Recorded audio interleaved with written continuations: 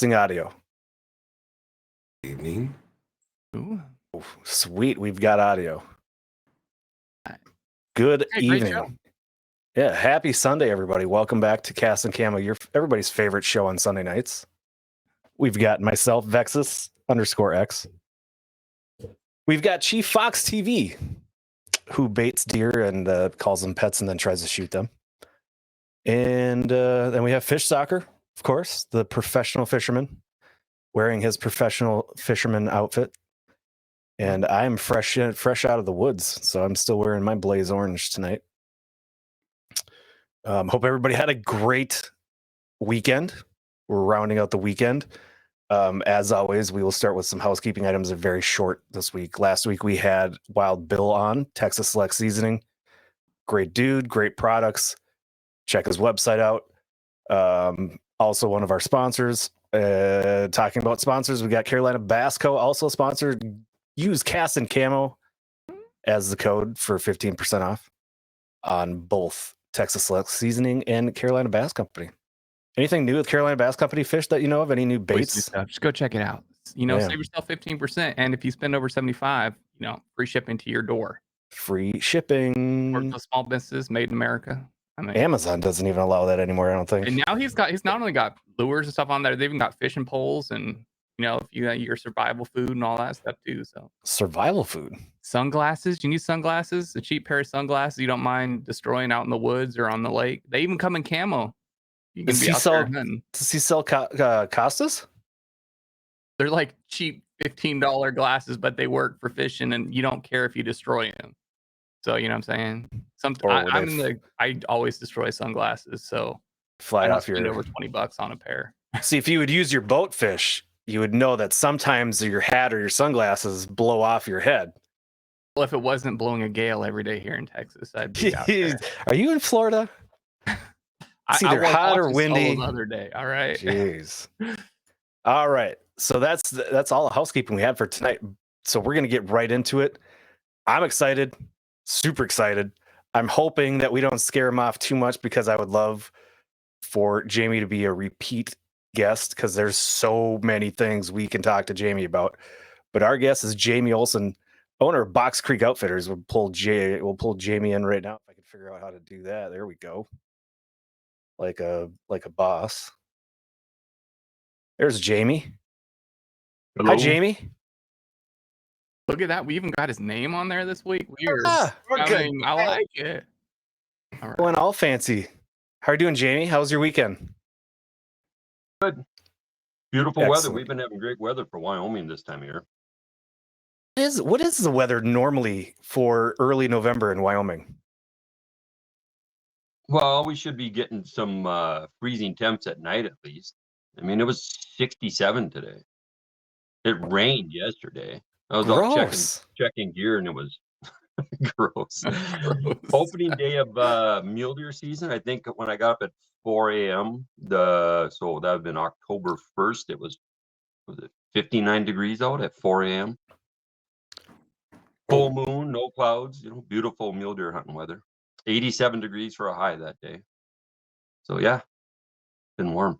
Now I'm gonna get right off track instantly because you said the magical words for my ears, mule deer. Are they as nocturnal as whitetail? So I'm a trapper, so I'm buzzing around in that stuff all the time. So I always, I always know where they're at, and they're in a lot of the areas that those coyotes are moving around in. Okay. Yeah, you don't see them moving around much during the daytime, especially those old bucks. They're usually sitting up in the sandstone and got themselves socked away in a shelf someplace. I don't know how smart they are, but the ones that have a remote little routine of getting some water and having some food and a nice quiet place to bed down, boy, they can stay up there for a decade before anybody even knows they're there. Yeah, they live that long? Yeah, they'll get over 10 years of age. Had no idea. Now we could talk mule deer all night, and hopefully at some point in the future we will talk mule deer all night or antelope. But tonight we are talking coyotes. Coyotes are Jamie's specialty. And it's the reason I reached out to Jamie I Coyote expert Jamie's name pops right up about 8 billion times. So I thought this guy's never going to talk to me. And I reached out to him and he's been awesome. We've been chatting off and on for over a month now, and it's been great. So I'm excited to have you. Thanks for coming on, Jamie. Appreciate it. You bet. Why don't you give everybody kind of a little bit of a background as far as who you are, where you've come from, I maybe say a little bit about your Box Creek Outfitters and CoyoteHunter.net. Give us a little bit of a background of Jamie. Okay, so I grew up in eastern North Dakota, little town called Mayville on the Goose River. So we grew up with horses and coonhounds and archery hunting. So I got my first archery whitetail tag in 1979. Sold my first beaver to a fur buyer probably in 78 or 77, something like that. I kind of read Field and Stream and fur fishing game and dreamt about, being out west. And I really got heavy into the tournament scene in my late 20s, coyote tournaments. And then I started running them. So I've run more coyote tournaments than anybody in the country, like not even close. I've probably, off the top of my head, probably have run 70 tournaments, paid out over $850,000 in cash and prizes. We use lie detector tests and questionnaires and They do that in cell phones. fishing. I wish they do that in the fishing tournaments. Oh my Can't god! even figure out how to spend $50 on a metal detector for Christ's Right? sakes. Yeah. Right. Sorry to get distracted. Those I same, just like, that same guy that everybody's thinking of, he just got busted for poaching a bunch of deer in poaching a Pennsylvania. deer out. Yeah. A bunch of them, like 6 of them. God. Yeah. So anyway, Really? got into the tournament stuff, started running tournaments 20 some years ago. 2002, I think I started doing that. Been writing articles in magazines for 20 some odd years. I'm in some books. There's some books that have me in there. I've been interviewed by National Geographic, HBO Real Sports. Started working for the government as a biological science technician in 2007. I was a part owner of a construction company, left all that, took an enormous pay cut, moved to Wyoming. Got on a county that has a huge population of sheep. So it's not all wildlife services guys get to just hunt coyote. Most of them are doing beaver work, chasing seagulls off of runways, that sort of thing. In Wyoming, you're hunting coyotes, and that's about all you're doing is hunting coyotes. Maybe in some parts of the state, you might run into some wolves and lions and black bears. But for me, I wanted to be on coyotes. So probably after getting out here, I got divorced. And so then I just had unlimited time all the time for coyote hunting. Congratulations. For the last 17 years, I haven't had any other job than full-time coyote hunting. I do private contracts now. I work for some really big sheep ranches. Started doing that in 2014. Started the outfitting business in 2014. In 2012, I think 2012, I got noticed by some animal rights groups. So I actually got canceled before anybody even knew what canceling was. I had congressmen trying to get my job. I had federal investigators. I did 7 formal interviews. The first 3, was, I swear to tell the truth, the whole truth, all that stuff with federal investigators. I think that took a year and a half, either a year and a half or 2.5 years. Crazy. The final thing, I think it's about 500 pages long. And so that was fun. I had tens of thousands of death threats. I was on the front page or front of the website for the most notorious domestic terrorist group. And so I was getting calls from the highway patrol. Oh gosh, who is it? Homeland Security. Anyway, change.org, there was over 185,000 signatures on there to have me hung up. So that all passed. It was and if you were to look that up online, most of the pictures that they have up there aren't even associated with me or my dogs or any of that stuff. the animal rights group actually had put, what I think of it now is on Facebook. I was getting ready for a class reunion. So I created a Facebook page because that's how we were keeping in touch. That's where the group was. Let everybody know if you're coming and all that stuff and event. So when I went to go fill that out for occupation, I wrote Wildlife Services and it turned blue. I clicked on it. It takes me to Wildlife Services Facebook page. Wildlife Services, I found out later, never had a Facebook page. Somebody had created that. So all us idiots with Wildlife Services were identifying ourselves. And then from there, they kind of dug into us a little bit. And I'm a great person to use because I'm and sponsors and stuff like that. The tournaments being the biggest thing, and some books, and I was currently writing articles for magazines. And so I was anyway, it was quite the event for a while, but it all worked out just fine. Yeah, it did. Josh, they put untrue information on the internet? No. Yeah, imagine. Oh yeah. I mean, there's YouTube videos about me and all bunch of. That's how National doing something right. Geographic got a hold of me. What's that? Yeah, you know you're doing something right. Yeah. You get enough people mad, I must be doing my job right. Yeah. The thing is, I'm so specific about what I'm doing. Like, I don't like run around and kill mousers. If I'm not on a paying ranch, I haven't shot a coyote in almost 18 years that I haven't been paid to shoot. There's been thousands and thousands of them. So I'm on sheep all the time. 100% of the time I'm on sheep, and I'm on there year round. There's no time off. There's no time off for coyotes on those lambing grounds. Right.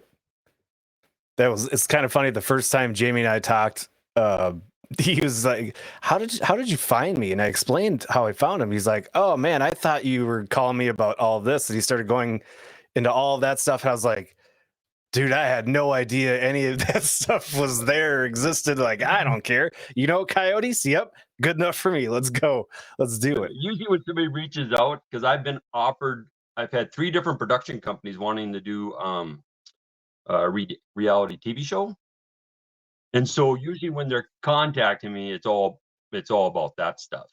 So it was refreshing to have somebody just want to talk about coyotes. So yeah, I bet. So the real hard question is, why are you so cruel to the coyotes? I'm joking. That was a joke. God. I'm joking. And he's gone. Well, here's the thing: when I was working for the government, that people were missing the point of is that we were killing them any way that we could, any way possible. But I mean, they don't really put a lot of restrictions on here in Wyoming as far as killing coyotes. You have the opportunity to get permits for almost everything. So I don't use snowmobiles, and I'm not shooting them out of pickups, and if I'm using traps, I'm specifically after problem coyotes.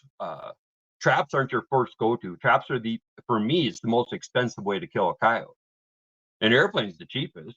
I mean, if I'm looking at an airplane and I can call the neighbor and he can get his jet ranger up, that's a fairly jet ranger is not very expensive.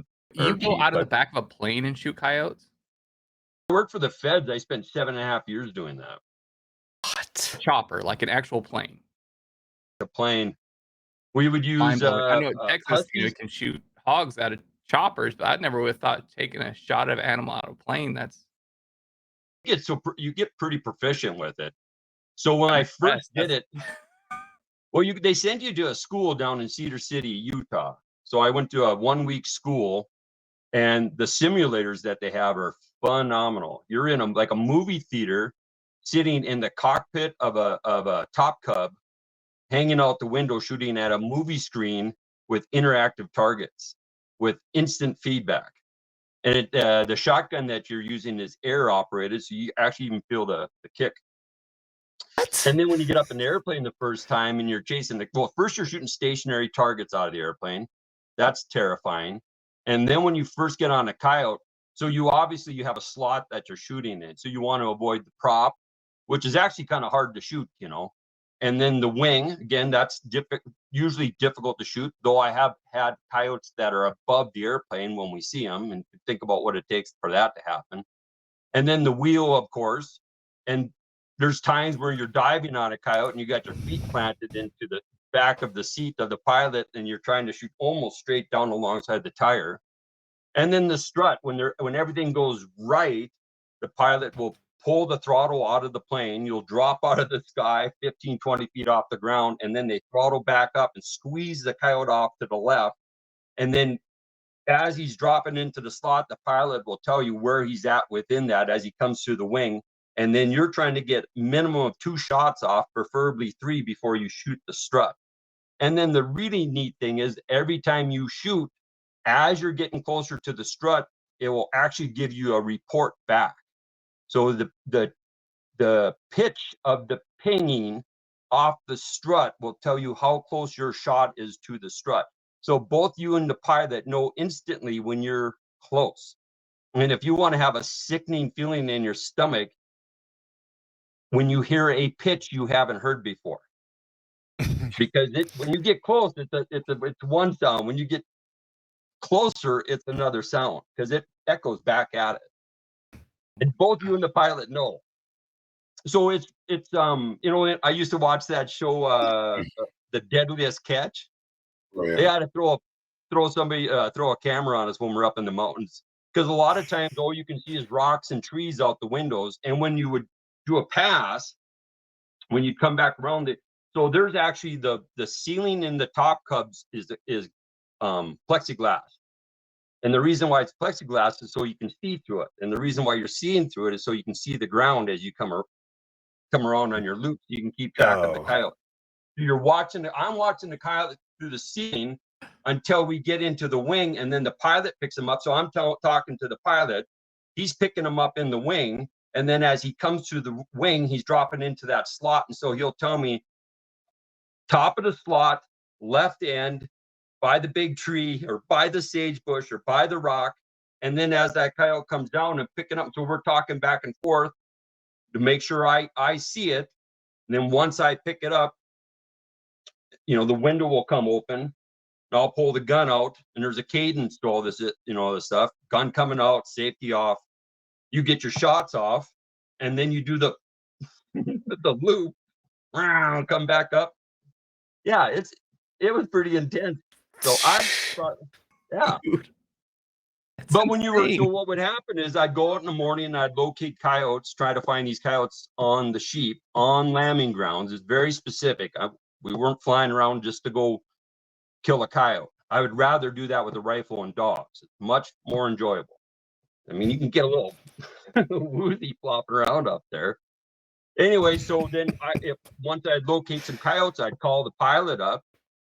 And at times they would just fly out to the ranch, land on the road. I would jump in the plane. We'd go kill the coyotes. He'd fly me back to my pickup, drop me off. And then I'd take the truck and the dogs, go pick up the coyotes. And if it was a female, then you pull the tubes, do a count on the fallopian tubes and how many pups she has. Then you got to go find the den and use the dogs to do that. And then if you can't find the den, then you try to get the plane the next day. And it's actually better later in the day once the sun gets up. You can see the playgrounds from the pups because they'll smash all that grass down flat. And then when you see it from the sun reflecting, you get the shiny spot out there. And that will be, you'll mark those on a waypoint as a playground. And then you come back on the ground, and a lot of times you can find like pup toys, we call them. You'll find like a shed. The pups will pick those sheds up and pack them back to that playground. And then they chew the tips off the horns. So like when you're walking drainages looking for a den, one of the first things you find is pup toys laying around, just like you would come into somebody's backyard that's got puppies. And you pick, so there's like these little things that give you an indication, like ponds, for instance. Like if I'm looking for a den, you'll have ponds that you hit that have a lot of traffic on them. They might even have ducks and ducklings and geese and all that stuff. But if that pond is within that denning pocket, you generally don't find anything on the pond.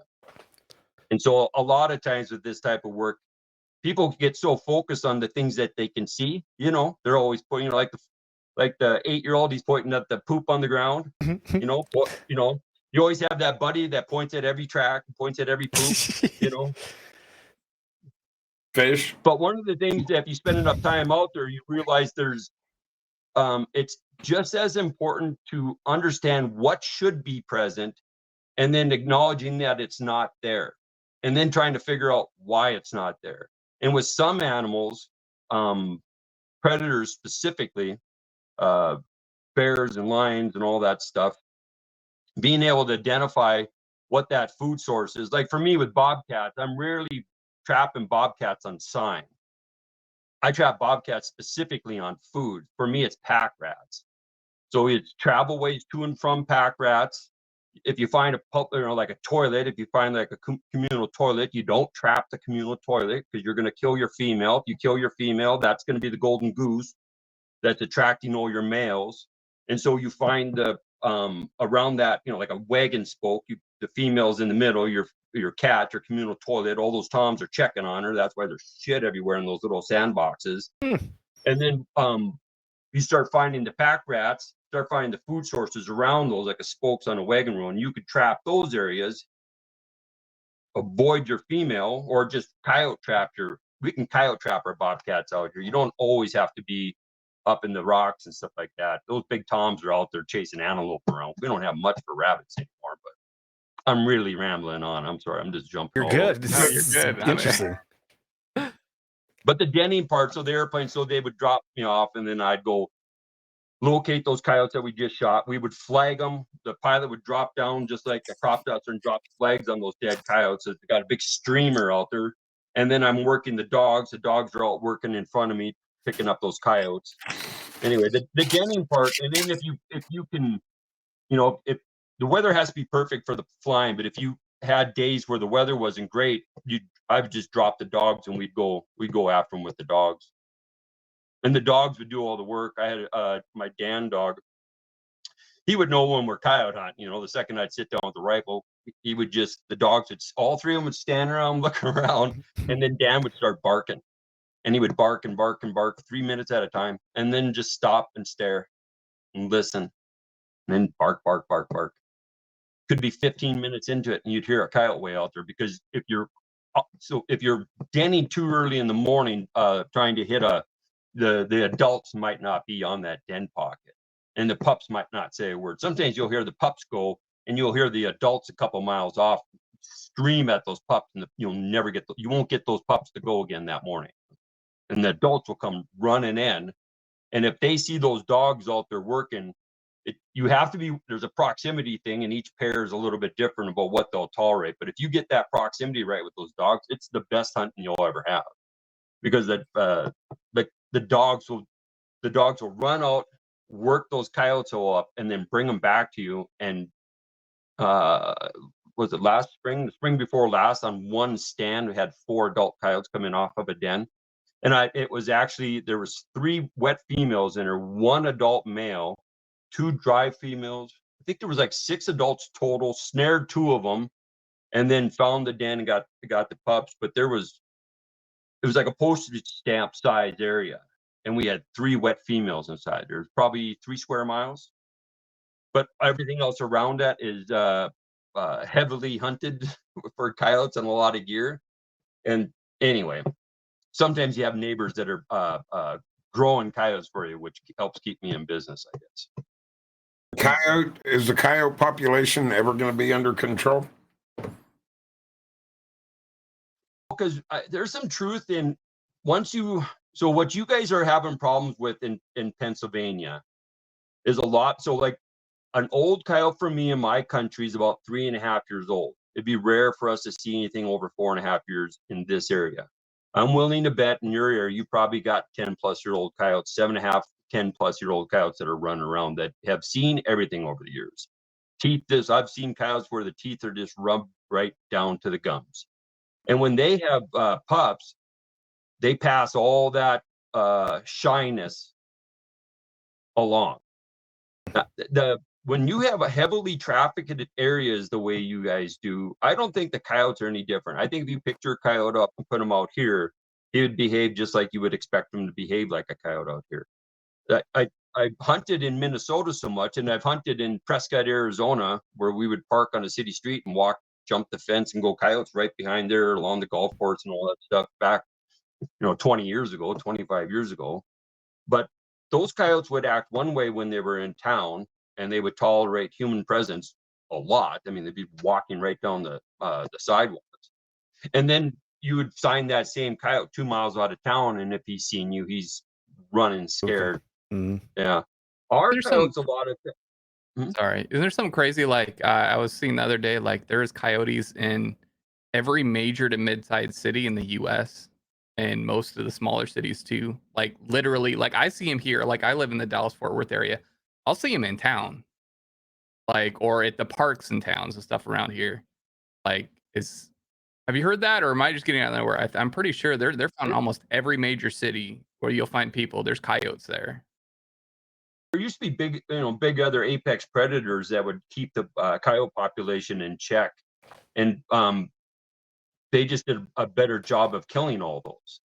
The coyotes I've had a bunch of pup coyotes here at the house. I mean, little pups, eyes not open kind of pups, and raise them for months. I've never seen an animal that learns faster than they do to any kind of a negative interaction immediately gets a response. One of the reasons, like red fox is a very stupid animal, but the reason why they're stupid is they don't have good long-term memory. They have to have a lot of muscle memory of doing. Dogs are the same way. Dogs don't really have a very good sense of time. That's why they'll sit there and lay at the door and stare at the door for 8 hours. They don't really feel the lapse of time the way we do. And so cats, for instance, they're really easy to catch. It's finding them that people have difficulty with, and the reason why they're easy to catch is they'll keep on screwing around with something until they get themselves caught. Coyotes aren't like that. You're kind of a one and done on trapping with coyotes. You better get it right. The one thing I've gotten really good is I just don't make a lot of mistakes anymore. And if I don't have all the odds in my favor, I just back out. I just decide, I choose not to pull the trigger. I don't shoot at running animals. I don't shoot at, if I'm trying to call on a den and just the male comes in, I'm not shooting him 90% of the time. I'll go back. I can call him in over and over and over again. I remember articles in magazines about killing the alpha male and what a big deal that was. That's the dumbest animal out there, is an alpha male coyote. They are the easiest ones to kill.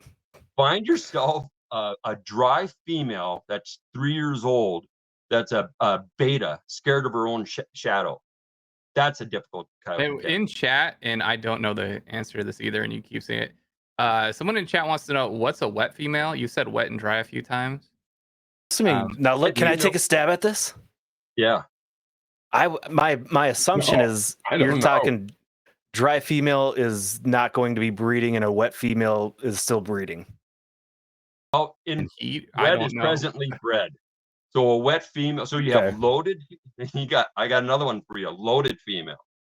So a loaded female would be like a March, early April female that's got pups in her. So she's loaded. So if I kill a loaded female, that's better.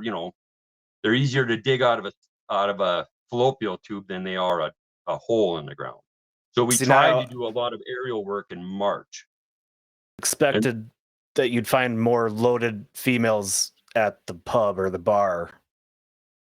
I knew this was going to turn. Oh. I knew it. I knew when you said, let me have a stab, I thought it's going. No, that was my honest thought. Because when we talk deer, we're talking dry deer. A wet female would be a nursing female, meaning she's got pups in a hole. And so when you knock her down, if she's got a pulled belly, if she's got a shaved belly, and you can see that at a distance that she's all pulled down and on the stomach. So all the hair on the stomach is pulled off. They don't look all ratty and mangy and stuff like that with matted hair. So a dry female would be a female that didn't get bred up. Here's an interesting fact. What's that? I would assume that's the comment or question was loaded females generally turn into wet females. That would make sense to me because it sounds like it goes from loaded to wet to dry. And when I tell a rancher I got a loaded female, he knows that she hadn't pupped yet. So, and then he'll ask what the count was, and I'll tell him how many she had. So the coyotes usually have one litter a year. Is that correct? Usually in January, February, or no? even usually. It's 100%. That's all it ever is. And it's your breeding season usually runs from peak of breeding season is February 15th to February 28th, with the bulk of your pups with a 60 to 63 day gestation period, and the bulk of your pups are born around April 12th, give or take. So it's like a black bear. Black bear, they have their cubs the first week of January every year. But they kind of go every other year, though, don't they? Black bear? Yeah. Now, but you still have females that have their young every year, January 1st to January 6th in that times. Yeah. But they are every 2 years. So if I've got a wet female, so a loaded female, we actually got a card I use, and it will measure the fetus, and it will tell me how many days before that was going to be born, and by the length of them. And then which would probably be the same on. Well, I ain't going to say that. I was going to say it's going to be the same on dogs, but it would probably vary per breed because of such drastic different sizes in dogs. But on gestation card. So then once the pups, if I get a wet female, then we're out looking for a hole in the ground that's got pups in it. And the dogs will tell me whether or not there's anything in that hole that we're interested in. One time I was working underneath an airplane. They ran a bunch of big pups down the drainage, sagebrush pups we call them. And so we took the dogs back in there, and we were checking with the dogs all these holes.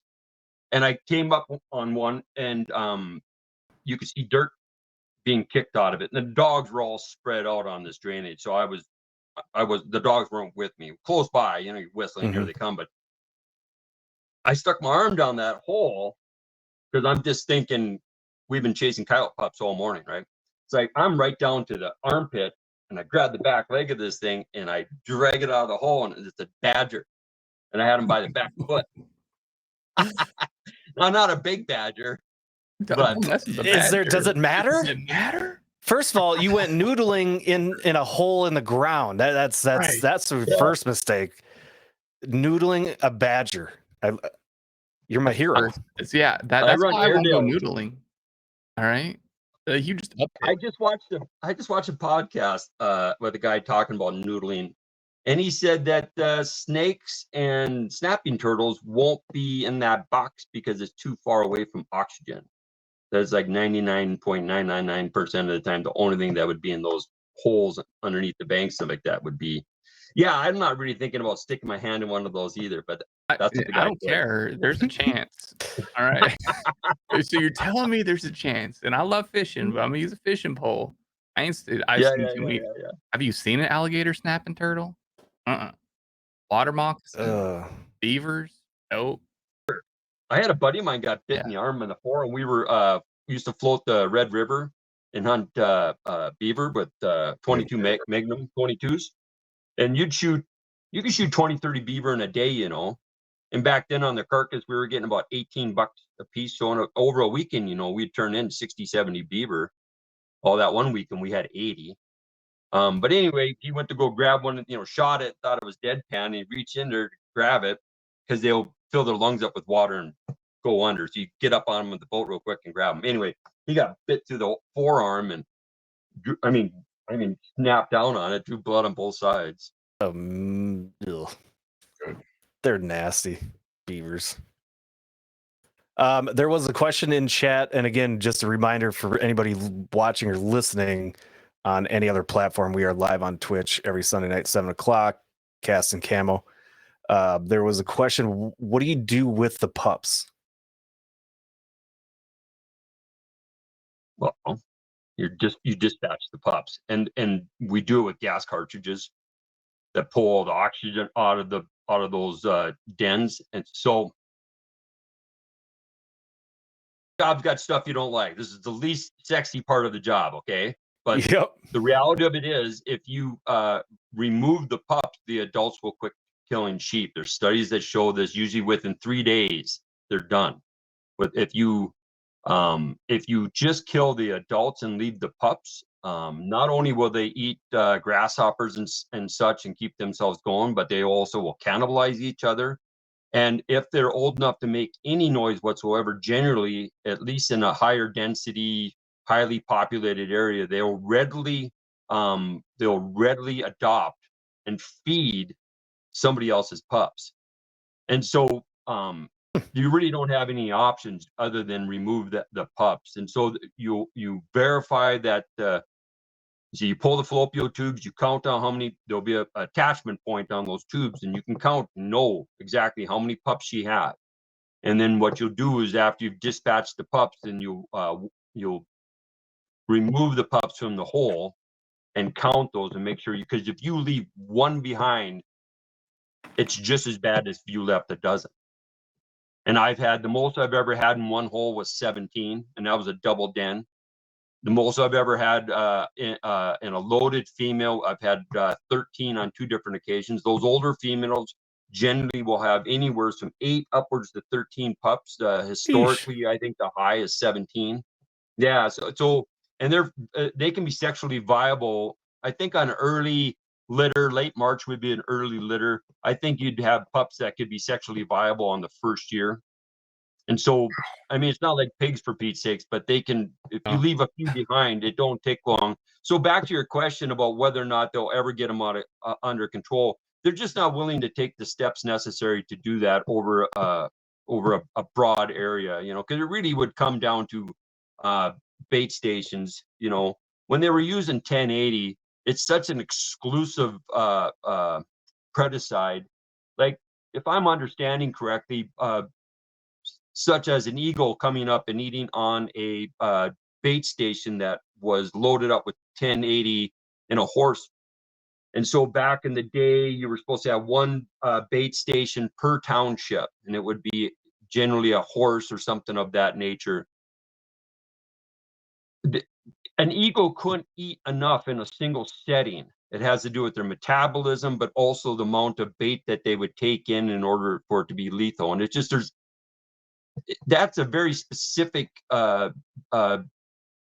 poison that was put together for canines. It was a great product, but what was happening as the coyote populations were dropping, by the time a coyote got to that bait station, and there's a difference between a bait station and a draw station, by the time the coyote got to the bait station, it would generally be all eaten up. And so what they would do then is what the ranchers were doing is that they were using strychnine drop baits around their bait stations. So the drop baits would kill everything. Coyotes wouldn't, there's a whole discussion on why coyotes wouldn't eat strychnine drop baits anymore. There's lots and lots of stories around that. And then so that's what happened. And then these activists would show up at these bait stations, and they would have to be depending on where they're at, you have to have GPS locations and stuff like that, or some kind of land marker. Back in the day before GPS, it'd be on this creek, so many miles from this point, you would have these bait stations, and then you have signs up. Well, they would get there and there's dead everything laying around. Well, that was from the strychnine drop baits. It wasn't from the 1080. It was to try to reduce the number of raccoons and badgers and red fox, or not red fox, because they get killed by the 1080 as well. But anyway, the non-target animals were eating everything up. So great product, but it wasn't being used correctly in a lot of applications, and it caused some problems. Nixon's the one that got rid of that, back in 72, I think. And then it was completely off the ranch. It was supposed to be out of the general store, out of the feed, not the feeds, or the extension offices out here. You could get it. You get cans of it. You weren't even a good neighbor if you weren't loading up every dead antelope on the property with 1080. I mean, that's just the way it was. The trappers used to drive. They would have a 5-gallon pail of drop baits, and so the drop baits would be made on a wooden board, and so they were just molds. And so it would use pig lard, render that down, and then mix the strychnine into that. So they'd have these balls of lard with strychnine, and then they'd freeze those, and then they would fill a 5-gallon pail with them. And like every gate, like you'd get to a gate, you'd walk out to open the gate, you'd chuck a handful on one side, you chuck a handful on the other side of the road. And then run your trap line or M44 line that you're running. And the next gate you would chuck out. I talked to one old fellow out here, and he died 10, 15 years ago when he was in his 90s.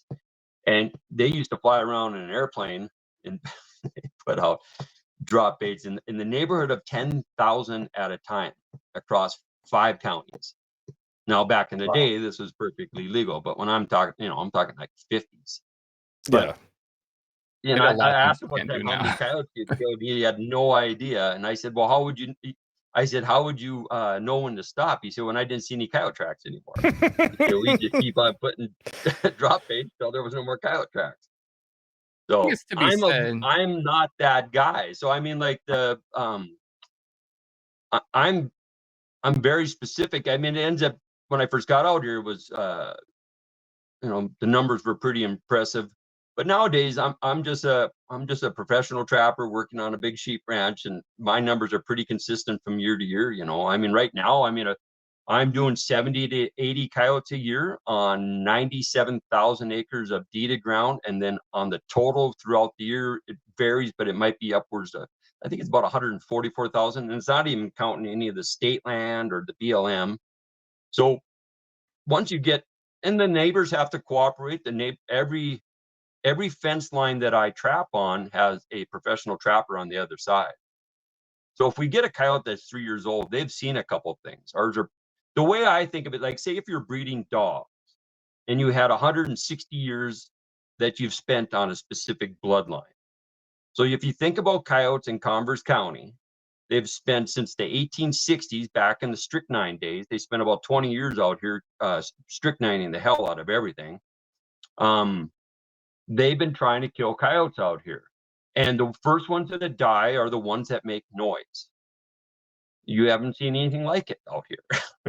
If somebody hears a coyote howling, the next day there's an airplane or a helicopter coming on you, and it's the neighbor who has the airplane. It's not they don't have to call the government, they don't have to call the county, they call the neighbor, and then he'll get up the next day and they go. So this has been going on 70, 80 years out here with the airplanes and stuff like that. And then the snaring, and when I first got out here, there wasn't even snare check laws. There's a lot of states, Western states, that don't have check laws. But deer doesn't work if you're not checking it. So, I mean, it's usually, checking that stuff too much is a detriment. Like raccoon, you should probably be checking that, especially at the first part of your season. You probably should be checking it every 24 hours. In a lot of spots like muskrat, you could check those every 3 hours.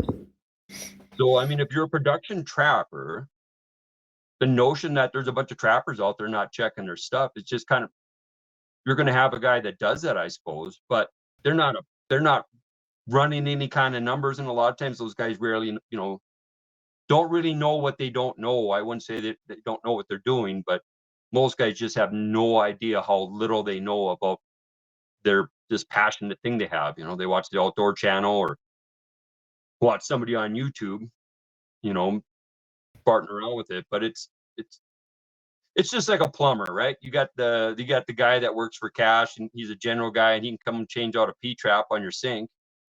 But that's not the same guy that's on YouTube doing the commercial, doing the hospital, And when you got somebody that's a professional, he's just that, he's a professional. He's not a better plumber than the next guy if they're all working at a professional level. So, there's lots of guys that have killed tens of thousands of coyotes out here. So the whole chest pounding thing gets a little bit weary. What do you do with the coyotes? And if they're worth anything, meaning that it's a good quality animal, even if the prices are down.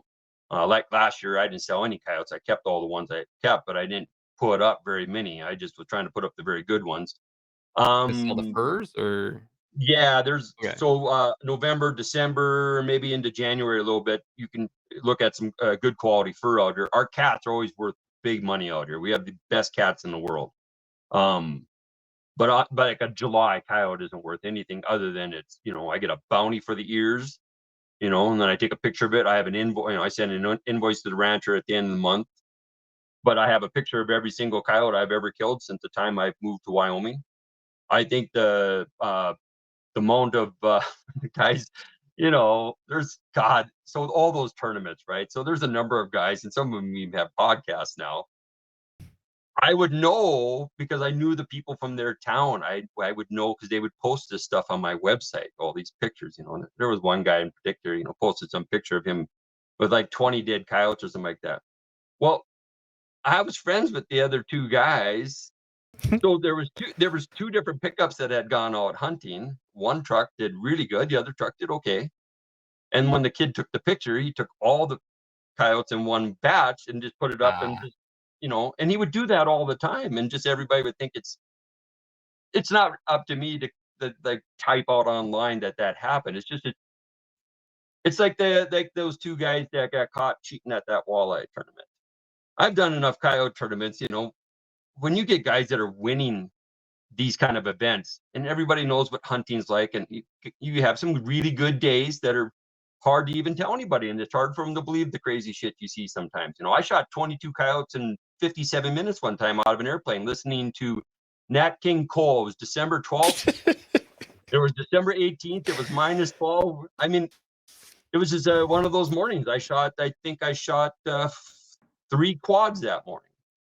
And that wasn't all the coyotes I shot. It's just I had a really good 57 minutes, right? And so when I'm listening to those guys and they're talking about shooting coyotes, it's hard to impress me. I know guys that have shot 100 plus coyotes in a morning out of an airplane. So, but they do it though. They seem to think that numbers has something to do with skill. Like if you're fishing in a pond with a bunch of fish in it, you're going to catch a bunch of fish. If you're fishing in a pond without much fish, you might have to work pretty hard. Sometimes the guy with all the skills doesn't want to catch fish in a barrel. Go to those tough spots. I feel like I can catch a coyote or kill a coyote, go up, grab my rifle and a dog. As a professional, it shouldn't really matter what the weather is. The coyote's not inside. He's out there somewhere. So you should be able to figure out how to catch fish on a shitty day. You should be able to know where the deer are when you want to go deer hunting. And if it's crappy out, like my clients show up, and what do we do if it's snowing? What do we do if it's raining? We're going hunting. It's really, really, really, really got to be some horrific weather not to go hunting in it, and we're always successful. Yeah, it's just. Sorry, I got a question. Can you kind of go over, like, you say you do a lot? You work for the government now. You work private. Now, can you explain to people like how much damage these coyotes can do to these ranchers' livelihood? Is why they're hiring you guys to come out here and do that? Like, it's understand because you're not out here just to kill coyotes because you want to. I mean, there's a reason why they want them off their land, right? Yeah. So where I used to go places where I was killing 1 to 2 coyotes a day, now I'm maybe killing 1 to 2 coyotes a week. And it goes up and down. That would be kind of an average, I suppose. Ask that again. Why are they wanting you to come out there? Like, why are the coyotes a detriment to the ranch's livelihood? So like we were talking earlier, I had one situation. So at docking, so when they're docking, you're like mid-June, so you know exactly what the numbers are. Like your field lambing, let's say you field lamb or range lamb at 150%, but you really don't know what the actual number is until you're docking. A good docking number would be somewhere in that 100%, 110% range. That would be a really good docking number. Well, if you have some coyotes getting in, the worst I've ever seen it after a docking. So in 10 days, we lost 127 lambs to 2 coyotes. And then if you just throw a number at that, say it's $150 per lamb, you can see where that get out of control pretty quickly. And that's just one pasture on one ranch. Right. Now, what the studies will show that a pair of coyotes over the course of the summer, on average, will kill roughly 60 lambs per summer. Obviously, you're going to have some coyotes that kill more and some coyotes that kill less. That 127 number, I've never seen anything like that before or since. But to see where you're losing 20, 30 in a short period of time before you notice it, and then you go in and generally by the time I realize there's a problem, if you maintain your deer, by the time we're aware of it and go over there and start snooping around, a lot of times they're already got themselves killed in a snare. We run really good, the ranches run really good woven wire fence. And so if there's a go under from a coyote and I hang a snare there, generally that takes care of that problem. But they can get very expensive. Think of about a trapper as an insurance policy. So obviously it's not free, but you can at least budget what the expense is and keep those numbers. I would, you should be able to keep that death loss in that 2 to 3% range. You shouldn't be having coyotes coming in killing 20% of your lamb crop off of one pasture. And you can kind of tell, you'll have a pastures that are doing in that 95 range, and then you'll have one pasture that docked at 78%. Well, generally you've got a significant problem there, but that coyote may not live in that pasture. He might be coming from a couple miles away. There's certainly truth to them not drawing attention to their den locations. They run a really clean den generally, where red fox don't run a clean den. Red fox, it's just a mess. There's dead stuff laying all over the place on a red fox den. Coyote dens are pretty rare that I find any parts laying around on a red fox den, or excuse me, on a coyote den. But yeah, it really can get expensive. That would be the extreme, but yeah, on average it's about 60 per pair. And then if you think about a pair of coyotes per every township, and then you think about properties that could encompass 2, 3, 4, 5 townships on one ranch. So like when you have older coyotes, they'll generally push your younger coyotes away, push them on the outskirts. So back to the question of being able to control that, when you have a heavily hunted population, you have new coyotes, younger coyote pairs move into an area that was big enough to sustain. I'm just going to throw some numbers out there, but let's say you've got a pair of coyotes that are working an entire township, an old dominant territorial pair. Now you remove that pair, you may have upwards to 2, 3 pairs of coyotes now on that same piece of property. And it might take a year or two for a dominant pair to identify themselves and kind of push them out naturally. But you can't. So back in the day, there was trappers. The rumor would be that they would farm their coyotes to an extent. So they would leave the adults alone. Coyotes will generally den in the same denning pocket if it feels comfortable and safe. They may even use the same hole year to year. And then what they'll do is they'll go in there and remove that den, meaning remove the pups and not bother with the adults. And the adults, because in their eyes, that they were minimizing the number of coyotes on the property and making the job a little easier for themselves, because those pair were going to generally use the same denning pocket. But in my experience, all that sounds fine and dandy.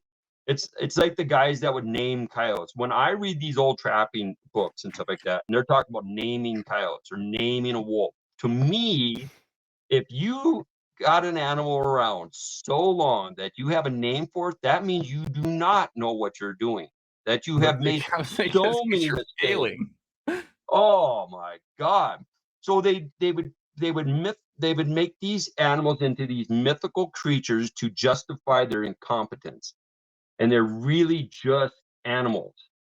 If you have a coyote that's digging up your trap, then use that trap as your focal point and do a better job of bedding a trap better, and then trap him with the second trap as he's coming into the first trap. These guys that want to sit and have mind games with these coyotes, especially if you're a fur trapper, if you're having a problem coyote, just move on. Move on. There's easier coyotes out there to mess around with. But if you want to have this personal experience with one coyote, especially on the little plots of ground that you guys get to hunt on. I mean, like a small piece of ground out here for me is about 9,000 to 10,000 acres. That's a small piece for me to work on. If it gets much smaller than that, I don't even want to mess with it, unless it's really got some structure on it.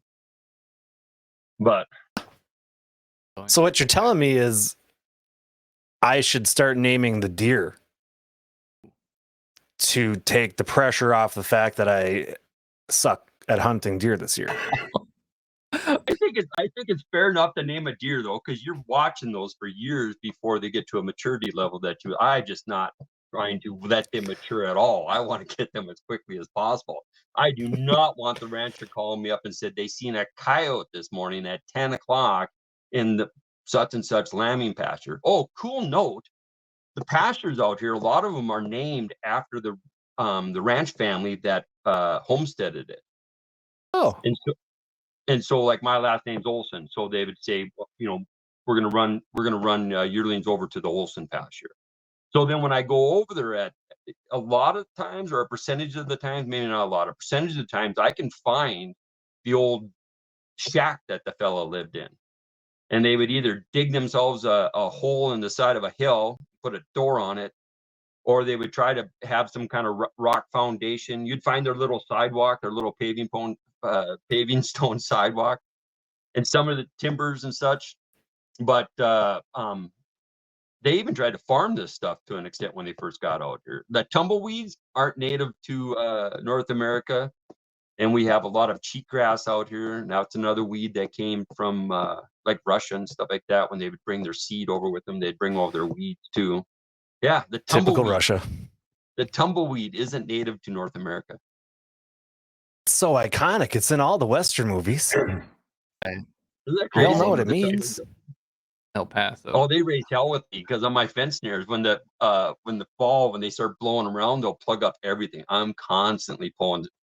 Let me ask you a question. In Texas, when I've been in Texas several times, the ranchers down there, when they kill a coyote, they hang it on the fence to warn all the other coyotes to stay away.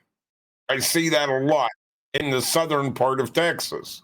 I just wonder. We use them as draw stations. I use coyotes to kill other coyotes. So I know they do that, but it attracts coyotes. It attracts coyotes. I could set a dead coyote. Let's say a pair of coyotes come in and I kill the female and I don't get the male. I can use that dead female as a draw. I just run my deer downwind of that. Same thing with snare location. I will catch a female in a snare. There's some tricks to catching females as far as how to remove them. Even if you shoot a pair of coyotes, you should always shoot the female first. But I will pick that female up and stick her on top of the the side by side or the pickup. You don't drag females out of there. You pick them up, and then that coyote is blowing his mind because every sense tells him that female is right there. He can't see her, but the only sense he really cares about is that nose, and she's there. Right. If he could just get around her. So a lot of times, if I got a situation like that where I know I've got a pair and I've got a female, a lot of times you can see the tracks of the male. You'll catch that track. So I'll go downwind of that, cut myself a new hole underneath the fence with a shovel, right? I'll fluff that dirt up underneath there, hang my snare, well, put my snare up and stuff like that, put my support wire, and then I'll run my dogs back and forth underneath that hole. And then I'll just hang that snare and just go about my business. The number of times when I come back, I got that male stuck in that snare. It's just bonkers. Same thing when I go out and I kill a female. If I go out on a stand so if I'm on a stand and the male comes in and not the female, I generally let them walk. Because if I shoot the male, these ranchers in Texas are trying to draw in more coyotes instead of scaring them off. A lot of videos where they'll do that and they'll leave the animal, whatever the kill is, out there, and then they'll wait at night and just with silencers and night vision scopes and pop off all the coyotes that come in. I mean, that thermal, that's shooting off of like so that would be a draw station. That's the difference between, so that instead of a bait station, so if you had, like if I'm running trail snares, then I'm using a draw station. And for me, that might be sheep. A lot of times I'll put, horse. Somebody was talking to me about draw stations. Like, what do you use? Like a 5-gallon pail? No, I use a horse. I use a horse. Yeah, we used to buy them at the sale barn, and then and you put horses out for draw stations. And bobcats love eating horse, and eagles love eating coyotes. I've seen this question a couple times in chat, and it's one of the questions I had written down as well. So I might as well just ask it. For those of us that are completely clueless on coyote hunting, what is your recommendation on gun caliber, type, ammo, setup? Like, what is the primo? What do you recommend? Depending on what you're trying to get done, like a tournament gun, I think a good tournament gun would be somewhere in that, like a 243, an Ackley improved 243. I shoot a 22 by 6 millimeter, so a 6 millimeter case neck down to a 22 caliber. I shoot a 9 twist on that. My 22-50 Ackley.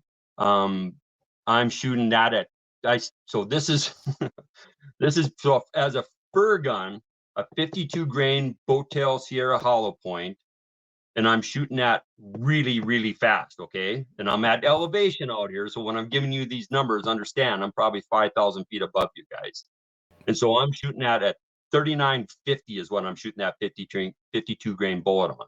So I don't get exit wounds. It just really hammers them hard. If I'm really wanting to just get fur, I have an AR with a suppressor on it on a 204, and then I have a Schillen barreled 700 BDL that's also a 204 and a 26-inch. That's got a 26-inch barrel on it. And that's smoking stuff. That's a 35 grain flat base Burger hollow point. So it depends. The 22-6, that's just a control gun. That's a reach out and knock them down, and you don't get runoffs with that. I mean, a near miss will half the time kill them, you know. And that's really important on that control stuff. But I have the dogs. If you do wing one, I just go drop the dogs, and we usually catch up to them. But really want to hit them hard. The 250 kind of is pretty good in both worlds. But that 204, it's just so quiet. And if I'm using the Schillen, that's a really lightweight gun with that HS Precision stock on it. But on my ARs, they're really fun to play with. But most of my guns are heavy. My 2250 Acme is 14.5 pounds. My 6.5 Creedmoor on an AR-10 frame, that's 16.2 pounds. My 204 is like 14.7 pounds. And so I'm shooting monopods with a bipod. So when I'm telling you I'm trying not to make any mistakes and trying not to miss stuff, I'm using ballistic knobs. I'm using mill dots in my 22-6, the monopod with the bipod. I try to stack everything in my favor. I can always come back. But if you start missing them and you start blowing legs off of coyotes and you start burning your spots, coyotes don't get call shy to sounds. They get call shy to location. You're not going to scare a coyote off from responding to a dying rabbit. They listen to it all the time.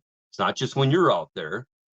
When hawks hit rabbits, they scream like crazy. And anybody that has sat up in a tree stand enough over the years has certainly heard hawks and owls killing animals, and they're just screaming out there. So these animals aren't call shy to a dying rabbit. They're call shy to all the other silly stuff you're doing. Like if you go into a property, like I hear this all the time at tournaments.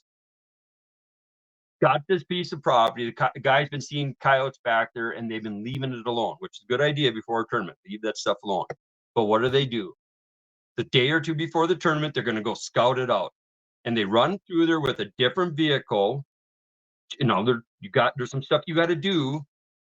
But so if a coyote will get used to anything that you're doing out there, it's the new stuff that freaks them out, right? And so before a tournament isn't the day before to go out there. And then I always say, we didn't see a goddamn thing. I don't know what happened. There was falling with coyotes the other day. We seen 15 coyotes. We didn't see nothing. Because just a little bit difference. Like if the rancher is driving around in a gas pickup, and every time he stops for minerals and stuff like that, or every time he stops at a water spot, and then you go in there with a diesel and you're parking at the same spots the day before, and there's that diesel smell dripping all over the place. I'm just telling you, you'd be surprised on how little it takes to freak a coyote out. To just completely. So what we call it quitting on you. The coyote quit on you. And the worst thing you can have happen to you is have a coyote quit on you. And so what you want to do on my properties, you want to run a maintenance line where you're just driving in circles. I might be running 250 to 300 miles of woven wire, making sure that stuff's all up and running. And then when I want to bear down on a coyote, I'm not going down on a resident coyote. These are all new. So everything I do is all new and shiny, and everything's full of curiosity. If you go into an area that has resident coyotes, they know everything. They know everything that changes. Like I'm not wearing, it's not practical to be wearing rubber boots and rubber gloves and all that silliness. And I've done all that stuff. It's the consistency of whatever you're doing. Just be really repetitive of what you're doing and make really subtle changes. Like even like calling sequences. I'm really amazed. So I have a deal set up with Icotech. You can go on Icotech and you can download all my sounds on their app. Mm-hmm. And I was following some of these groups and listening to guys talk about this stuff, and their calling sequence and the number of sounds that they would try on any given stand, they would just burn through sound after sound after sound. And the thing that it's so, like I say, with the rabbit. So when you're goose hunting or duck hunting, so what do? You put confidence builders into your decoys, right? You might have a sandhill crane. You might throw in some Canadian geese in with your mallard decoys. Confidence builders, right? Well, you can do the same thing when you're calling in coyotes. So like if you got that coyote that's sitting out there at the tree line, so, a tent pole with a flag on it, like you would with geese, sometimes that will crack them loose. Sometimes though, to start a stand, if you got a heavily hunted area, a good thing to start with is like fighting like crows and ravens. If you see a big draw station, a big dead pile, and you got a bunch of birds on it, they're making a bunch of noise, right? That's why you have a draw station. It's not the draw station. When you set it up, you're setting it up for birds. You want the birds to find it. Once the birds find it, all the predators will follow the birds in. They'll hear them and they'll see them. So now you've got this mob of crows and stuff telling all the predators in the area where the food is at. And so if you're on stand, to have a recording overlay or or just intermittently playing a feeding frenzy of crows or ravens, or have that confidence building in there.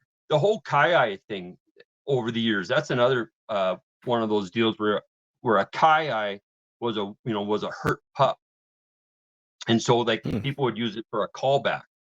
But the first sound that pups hear are each other fighting over food. They're all food related sounds.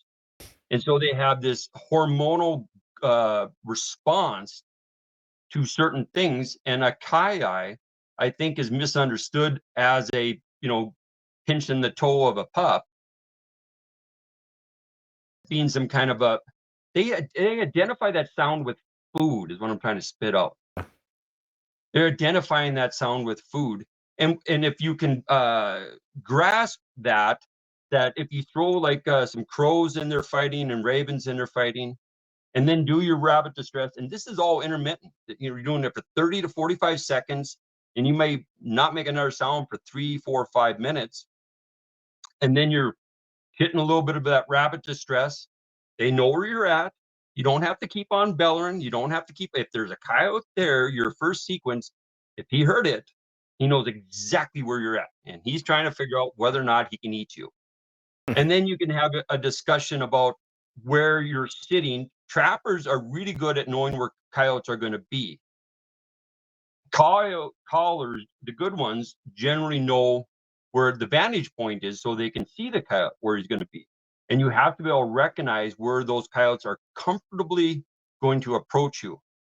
And then what you want to do is know where that comfortable approach is. And then you want to be able to set up where the downwind side is the most uncomfortable spot for them to travel.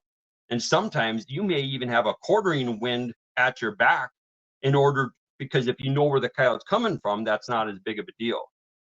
So like being able to set up and be able to see where those coyotes, so like calling with the wind directly in my face, that means the downwind side I can't see. I generally want the wind at my cheek. That way I can see the downwind side and I can move on that pretty quick. But I want that pretty open. I want him to be uncomfortable to go there. Not that you always get to pick your spot. I get a lot of ground to cover, so I get to choose, where I sit a lot of times. In these smaller areas, you're kind of forced into a situation. But that doesn't mean you can't optimize that stand by adding some, do more than maybe just grab a rabbit call straight full blast for 5 minutes and then go to the gray fox pup distress and then go to the woodpecker distress. I mean, the sequences of what guys were doing. I was baffled by that, why they would just burn up all those sounds in that way, not understanding what it is that the coyote's hoping that you'll present to him to give him the confidence that this is something for real. But the location, if you're sitting in a spot where where somebody was sat last week and shot at him and missed, you might, that spot might be burnt up for a bit until you kill that coyote. If you call in a coyote at that spot and kill one, you could go right back to that spot the next morning. I would have no problem doing that if I knew there was more coyotes back there. But it depends on if I shot the male, or if I shot a female, or if I shot a pup. Then you can really start getting nuanced about it. But that's different for me, because I have to, when I tell a rancher I shot a coyote, they want to know the sex and the age. And it has to be more than just I don't know how old you are, So I'm expected to give them some answers, So if you shoot the dominant female in the area, does that male leave that area looking for another mate or no? Okay, so if I go in and I'm sitting on a pair and the female comes in, I'll try to get that male to come in, but I won't wait too long before I dump her. I'd sit there an hour or two after I shot her to see if he'll come in. I'll get the dogs. My dogs are making noise and stuff. If I leave, I absolutely do not want to drag her away. I will either pick her up and carry her, or she does not touch the ground. She's not touching the ground. Right. And so then I'll just go back in there in the next morning, and 9 times out of 10, he's there waiting for me. And I generally will if it's an important, you don't want to make any mistakes. I'll generally make 3 stands coming into that. And so the first stand, I'm out a ways, and it's a short stand, and I'm not blowing it's very quiet. I'm not making a lot of noise, and I'm just a howl. No bark, no nut, just a howl. And then I'll move up. And usually by the 3rd stand, I'm about right where I shot her. And generally they're usually by the 2nd or 3rd stand, they're about running you over. But I know what direction they're coming from, mind you. Like I'm calling to a specific spot. So those first 2 spots I'm calling before I get there, everything's stacked in my favor. So if he'll spend all night blood tracking her, trying to, blood tracking her, but trying to find out where she's at. And he'll be barking and howling all night trying to get her to respond. If you shoot the male, she will leave his ass. She'll never think about him again. She will, within 72 hours, if you have a population of coyotes, she will be out there. That figures just like with women. Yep. Well, and here's the thing. That new coyote, here's the problem. The new coyote, that new male, won't generally fight your dogs for that pup. He won't protect that den pocket. And if he won't protect the den pocket, she won't be as bold to come in. The sequencing of that in that situation is pretty important to me, because it really, if you screw up, like if you go in there stomping around trying to find the den late in the day and you don't have enough time and you got close, but you didn't know you were that close, she could pick them all up and move them, and you find the den and there's nobody there. And now you're starting all over again. So this alpha female that is going to just pick up and leave after the male is dead, by any chance, is every one of those alpha females' names Gamer Mama? Oh, is that? Yeah, it could be. Hashtag gamer. It sounds uncanny. Like it's gotta be her. I want to kind of back up slightly. There was a question from chat. As a total noob, excuse my ignorance, but do the dogs kill the coyotes, or do they just round them up for you to be able to get a shot off? And I believe they're not the ones taking the animal's life. I don't know their role necessarily other than what you've described, but that's not. And then the follow-up question was, what kind of dogs do you use? What I'm assuming breed. So just to be clear on this, it's not beneficial to have super aggressive dogs. You don't want your dogs thinking they can kill those coyotes and run them into the next county. And my dogs go out there and just pester the hell out of them. And once they're wild enough, they know I'm going to kill those coyotes. Those dogs know what's coming. So when the dogs have had enough, and I work with collars and use beepers and whistles and stuff like that. But when they come back and have had enough, they just sit down beside me. One of the good reasons about having a suppressor. You dump the coyote, and if there's more than one there, when they all run off, the dogs go back and get them one by one and bring them back to you. So there's no, there's no benefits at all to have my dogs being that sort of aggressive. And what was the other question? What breed of dogs do you have and use? So my I've got an Airedale.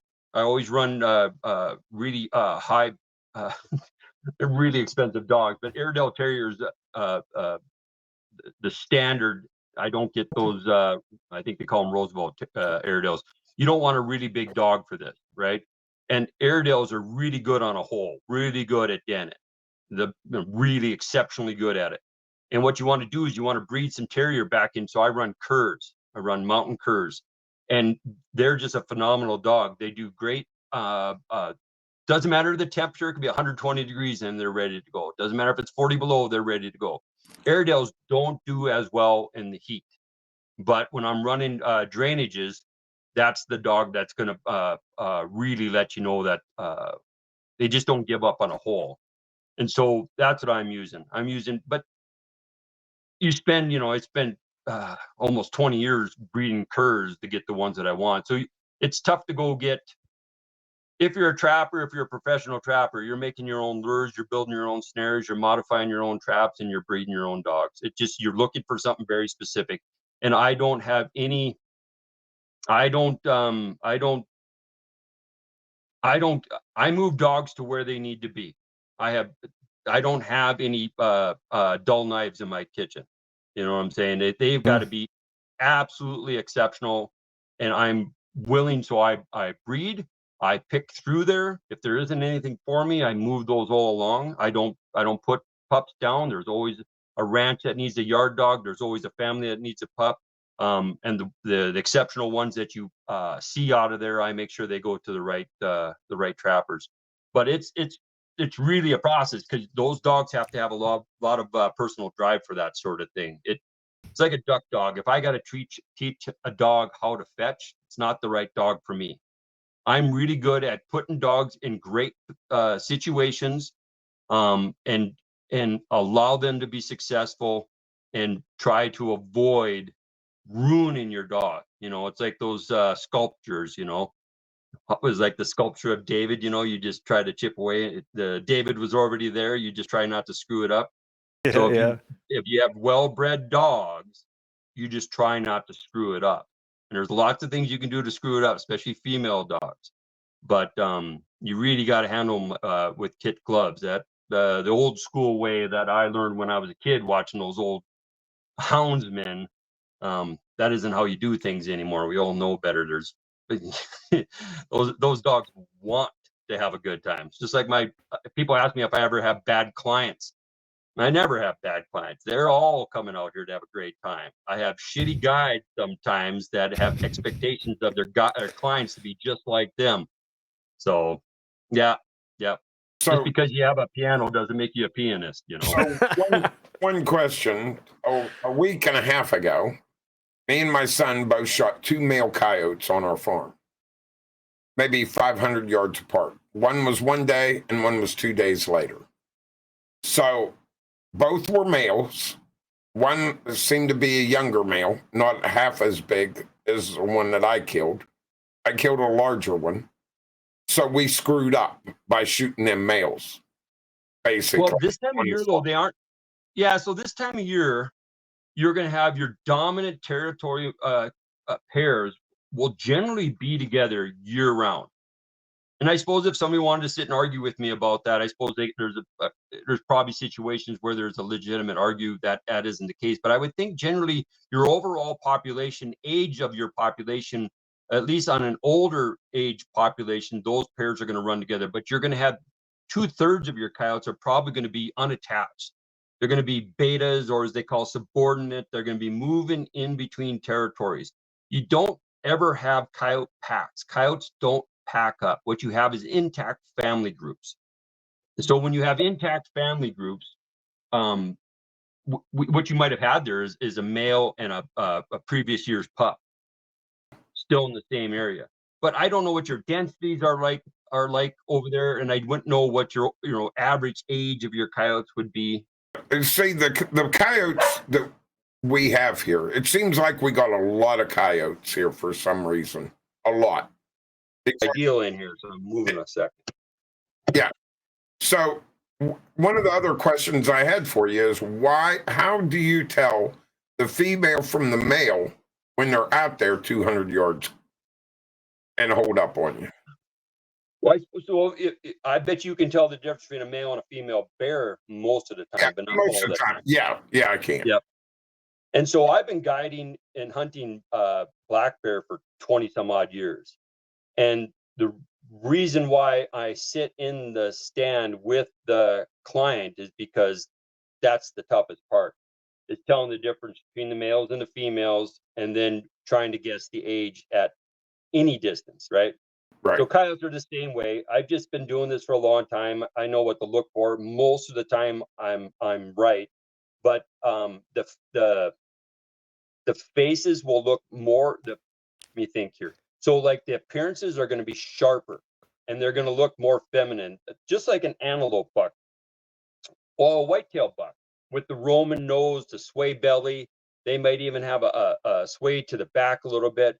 How they carry their head, the shoulders, how wide the face looks compared to the female, especially if you have a male and a female standing beside each other. Now, if you have young of the year, trying to guess what you've got there is a little tougher. I mean, if you got a young of the year, chances of being able to tell the difference between a male and a female are going to be pretty limited. But it's rarely important to know the sex at on a called stand of a young of the year, unless you're trying to shoot adults. Ugh. So if you go into an area and you kill the adults first, let's say you go into an area and kill the female first, and let's say you get the male, and it probably doesn't matter if you get the male, but let's say you get the male, those pups generally aren't going anywhere. They're not going anywhere. You can just sit and work on them for the rest of the winter. But if you go in there and mom and dad show up and you dump a pup in front of them, or let's say they're all working through a drainage and you catch one in a snare or a trap and he freaks out, they're more than likely going to quit on you. For me, what they're going to do is pick everybody up and go to the neighbors for a little bit. Okay. And then I'll move on to some other project. Some other coyote will get himself in trouble. I will not be paying as close attention to those ones that quit on me. And next thing you know, they're sneaking back in there and causing all kinds of problems. And I got to go back after them again. And this time, they're waiting for me. So the sequencing for me is important. But if, like, say, if you wanted to remove coyotes off your property, you might want to put some thought into it. But the long of the short of it is, there may not have been a female attached to either one of those. But maybe this time of year, I wouldn't try to. On my properties, I'm paying attention to it, but I'm killing everything that comes in. If I'm sitting on stand, I'm not trying to figure any of that out right now, because I don't have long-term dominant territorial pairs. I just have everything young of the year stuff. So. Can we talk tournaments real quick? The concept of you running these tournaments, this whole conversation has blown my mind. I had no idea it was this scientific with coyote hunting. Forget the airplane. The airplane conversation just threw me for a complete loop. And he's doing loops and shooting coyotes in the airplane. Like, right. Literally. Thank you, Fish. Yeah. It's crazy. When you're setting up a tournament, when you're doing a tournament, how many people are we talking? Is there 50? Is there 20? Is there 300? Do they have to be in the same location? Do they have an entry fee? So the 2-day event that I ran for 20 years, that event, which is the North Dakota Coyote Classic, we would limit that to 50 teams. And so then you would have to pre-register for that. There was times where we'd have 20, 30 teams on a waiting list, and we'd be booked up months before the tournament even happened. We would give away, at that particular event, I think we were giving away, well, generally at that event, it was $20,000 to $25,000 in cash and prizes at that one event. And so we would have a check-in on Thursday night, or a rules meeting on Thursday night, a shotgun start from the hotel at 5 a.m. on Friday, check in at 6 o'clock Friday night, have seminars Thursday night and Friday night, 5 a.m. shotgun start the next morning, Saturday, and then everybody checking in at 6 o'clock again that night, Saturday night. And then at times we would have 225 coyotes sitting there. There was times where the top 5 teams, I think that one year, the top 5 teams at my Mandan, North Dakota hunt, I think the top 5 teams, I think it was 87 coyotes, the top 5 teams shot. Like 10 coyotes wouldn't get you in the top, I think 10 coyotes wouldn't get you in the top 10, if I remember right. So like the quality of coyote hunters over there, especially back then when guys were, because they're just mostly hiking all day long. So like that ranch I was telling you about, that nobody had been hunting all year, and the rancher said it was crawling with coyotes. What I would have done, me and my partner would have done, is we would have dropped somebody off on one end, drove the truck around the property, dropped the truck off, and we would have been leapfrogging each other all day long and walking it. Most of the guys that are really getting a lot done, I mean, if you're shooting dead piles, off a stockyard or something like that, they're with thermal all night. I mean, a lot of times those guys are just driving from spot to spot. They go sit on a spot, sneak into it, throw the thermal up. If there's anything working on their dead pile, they might stick around for a little bit if it's busy. Otherwise, and then they just go to. That's not. I mean, it's like shooting coyotes out of an airplane and bragging about that you're just badass coyote hunter. I think the same way about guys shooting thermal off of a dead pile. If you walk into a drainage and you cut a track and you spend the next 5 hours walking that coyote down with a pair of dogs, that's a little bit different, right, than sitting on a dead pile all night with thermal. But I'm going to be honest. That's what I thought coyote hunting was. That you just sit in a field, you bring a little stereo with some things. I've been practicing my coyote call. Caw-caw. Spot on, nailed it. But I literally thought you just sit there, play some sounds out of a stereo, and wait for coyote to show up, and you shoot it, and then you do it again all night. That's what I thought it was. How was it? Caw-caw. Okay. Well, yeah, nailed it. Record that. Put it on. Make a wave file out of that. Yeah, I'm gonna put it on your coyotehunter.net, and it's gonna be. We'll put a discount on it at $5.50. Yeah. Now, out in Wyoming area on your coyotes, do you prefer hunting them right at daybreak? Yeah, if I'm trying to call on a den pocket with dogs, it's okay.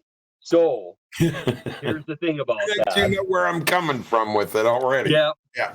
So if I know exactly where the den is at, right?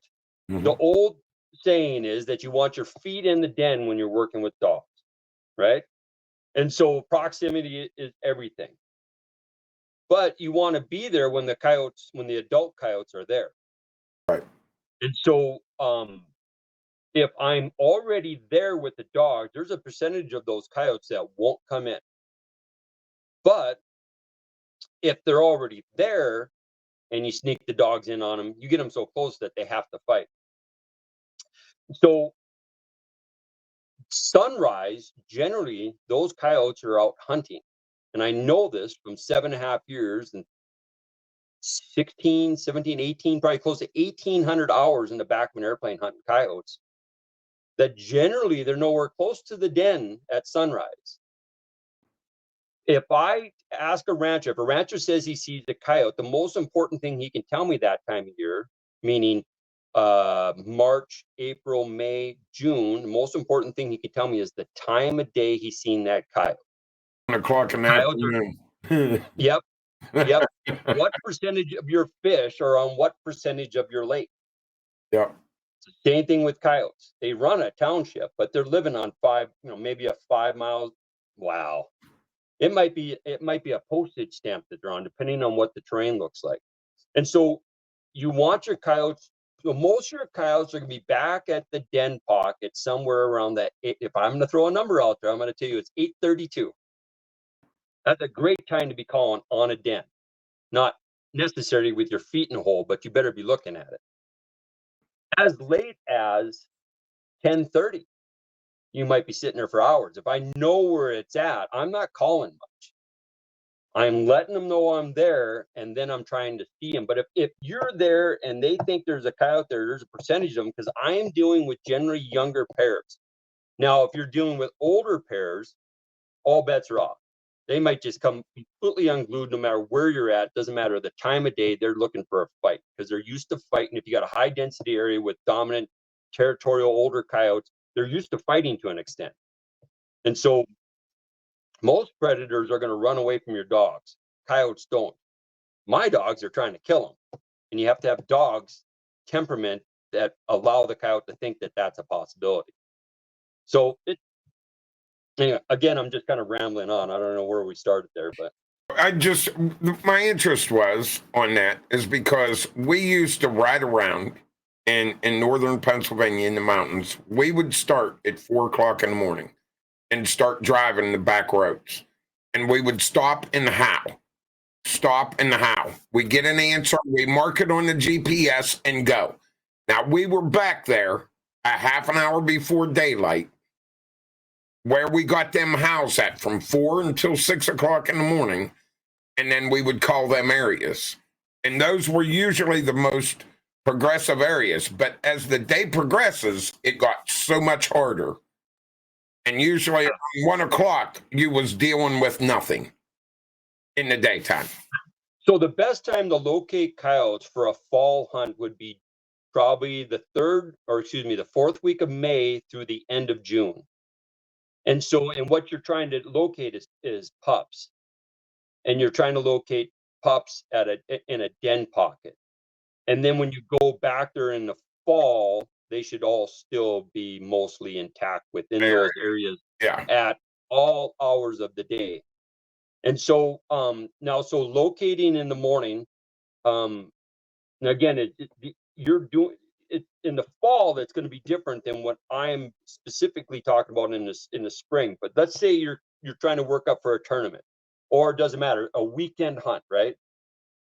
And so if you got a partner, what I like to do is drop one guy off, drive up the road a mile, and then locate from there. And generally, the best locator that I have found, and all the studies will show this, Dr. Lehner has a study on it, Brian Mitchell has a study on it, Major Boddicker has a study on it, will show you that the highest frequency of coyote vocalization in response to a verbal or like a stimulus is a siren, a wah siren, right?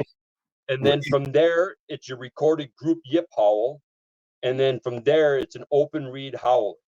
And then there's cadences that you can use during different times of year for that. But what you want to do by dropping one guy off and then driving up the road a mile is that the guy that's a mile from you is going to hear coyotes that you're unaware of. And then also you're going to be able to triangulate a lot better a location. And then once you've done this enough, you're going to be aware of what a coyote sounds like at a mile, what a coyote sounds at 2 miles, and what a coyote sounds at 3 miles. And I've seen coyotes respond to a siren at 4 miles. And so I'm in the airplane. I'm outside of the radius of where the siren's going to blow, right? So we're hunting a different area of the ranch. I've got ranchers spread throughout each other. And so when the one truck hits the siren, one of the other ranchers to the north can't hear the siren, but he could hear the coyotes howling back at the siren. So we flew over top of the truck with the siren, marked that spot, flew to the coyotes and marked that spot. That was 4 miles. So there's a percentage of your coyotes that are vocalizing, are responding to you that you're not hearing. Now, what makes this worse is that the rule of thumb is that you have 3 opportunities to get those adult coyotes to howl at you. Your response start to drastically diminish past that point. And so you don't want to be out there dinking around with them all the time just because you can trying to make them howl like they're turkeys. And so you want to be, want to be strategic about how you burn up these opportunities, because your best response is always your first response.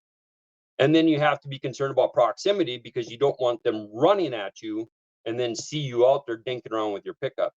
So that's why it's also, so there that whole, just the locating thing, just with the siren. So there's a bunch of studies on that. You can look these studies up. The siren works very well. Yeah, the siren is fantastic. And then also how good the hunting is after new moons and after full moons. There's because they did studies to see how good the aerial gunning would be after a new moon and after a full moon. And I've read those studies. There's nothing conclusive about it, but I think if your prey animals are moving around at night, the coyotes are moving around at night, and if the prey, it just depends on what kind of traffic you got. You guys have so much more people moving around out there. I'm sure a daylight coyote probably gets harassed quite a bit. My country, though, I mean, really, they can, if you're not pressuring them too hard, they feel, when I get new coyotes, a lot of times they either find themselves dead in my gear, or else somebody sees them and they just see them just randomly throughout the day. They're just kind of a pup that got squeezed out. So during the hunting season, people are pushing coyotes all over the place. And so you got that's why trappers, they call it a dispersal, but I don't know how much of a dispersal would happen if there wasn't deer hunters. Deer hunters displace a lot of coyotes and it moves them over into your gear, Eat a lot of coyotes. They can't find the deer. Yeah, that's that springtime stuff. They're so hard on those fawns, that those denny pockets. That's why it's a good idea to try to find your denny pockets on your feed grounds. They can really, really cause you to waste a lot of time on a property. If you got a little property that you're trying to raise some deer on, a den of coyotes can really raise hell with you.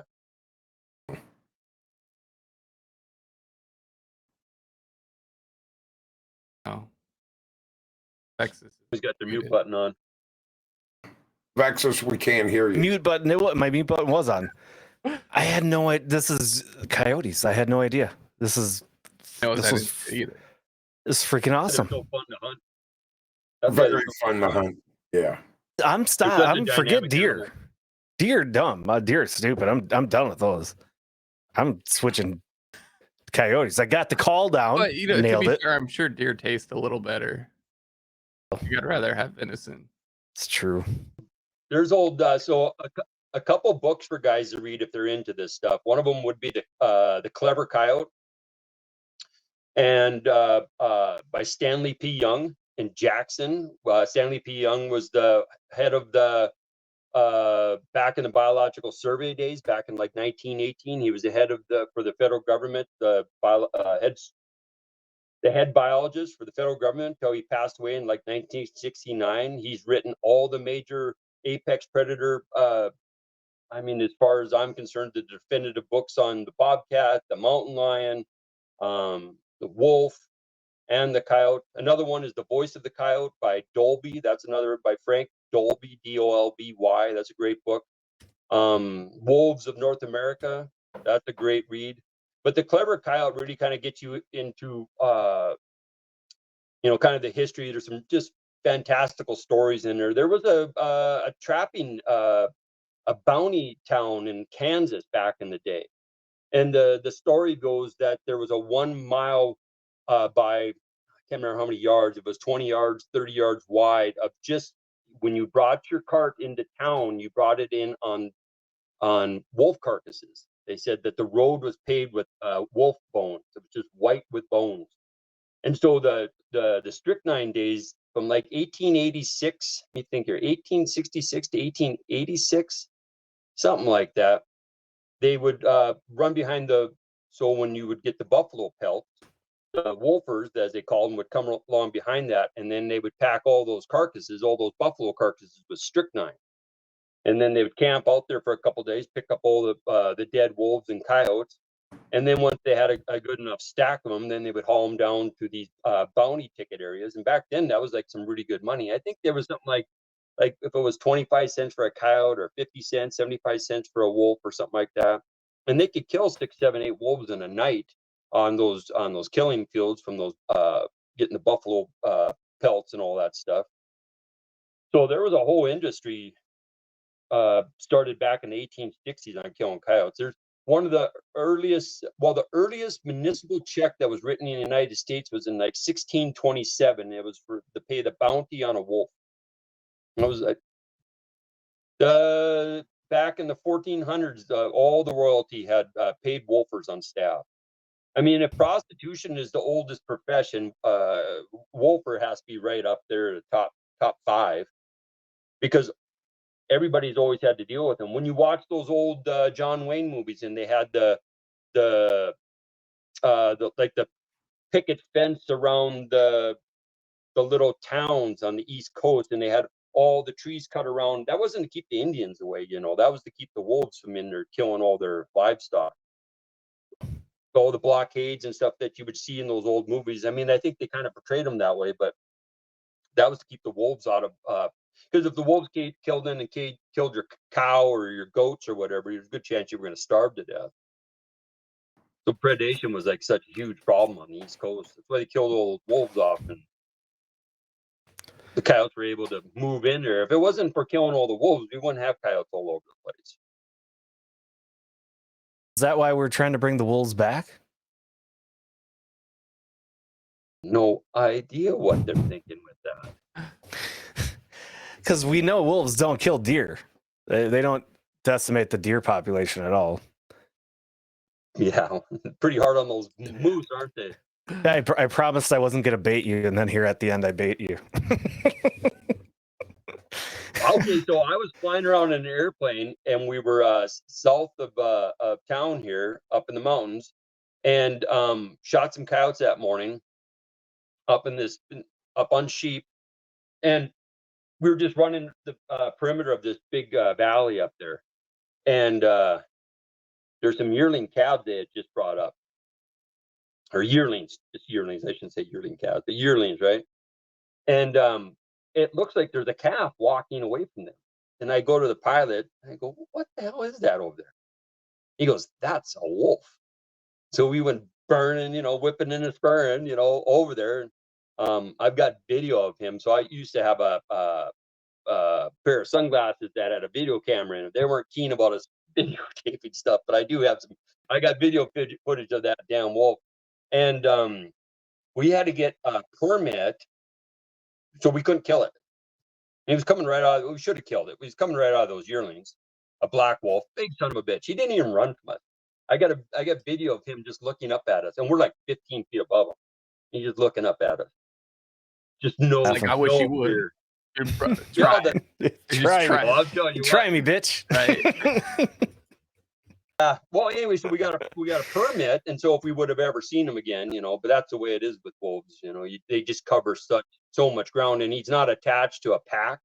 So usually, what they would do is that if they had a pack that was causing a problem, they would trap one of them, put a radio collar on him, track him for a few days. He hooks back up with the whole gang, and then they go in and they go in and wipe everybody out.